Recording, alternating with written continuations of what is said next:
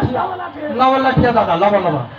आज मार के फाड़ दे लवा लवा एना देखो ना तो लठिया टूटते थोड़ी है लवा ना ना ये दोनों ने मर्दा मौगी पगलाई थे ला लठिया तू जा ऑपरेशन कर दे अरे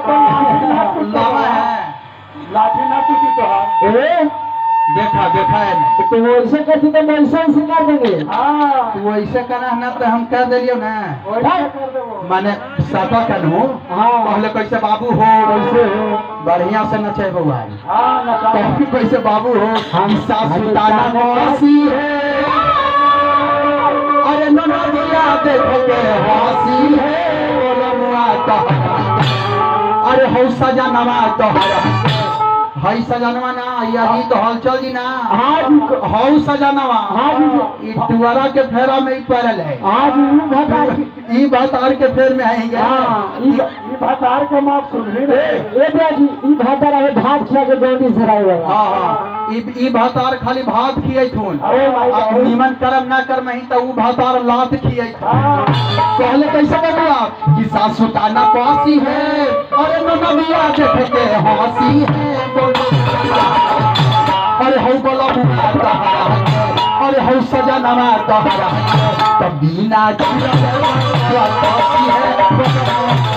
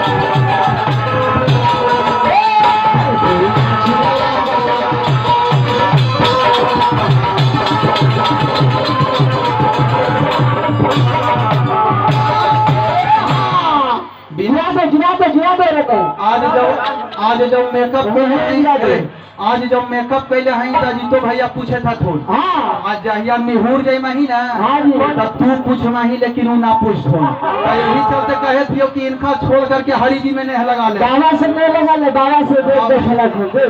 बाबा से नेह लगा ले कहले कैसे बाबू कि अरे चढ़ल बा जवानी जबले अरे घूमत तारू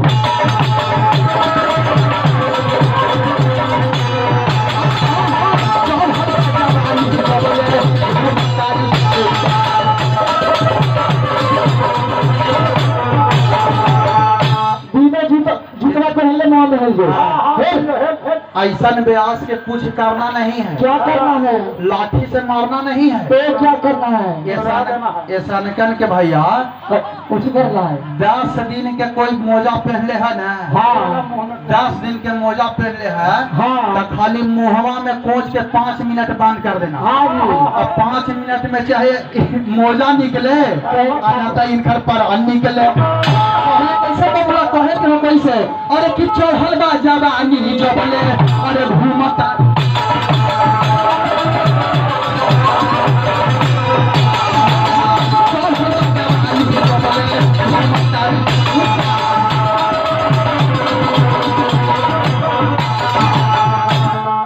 बाप रे बाप एहू एगो बीते है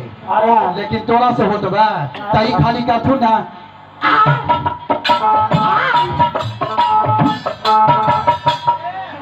मोबाइल चलावे आवा हो तो लगे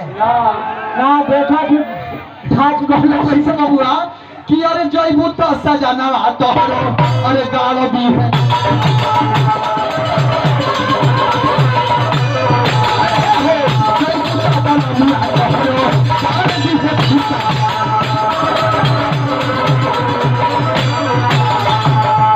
कहले कैसे बबुआ अरे भाई मेकअप कुल्हा नासी है अरे भाई मेकअप कुल्हा नासी है अरे तोहरा से पूछी है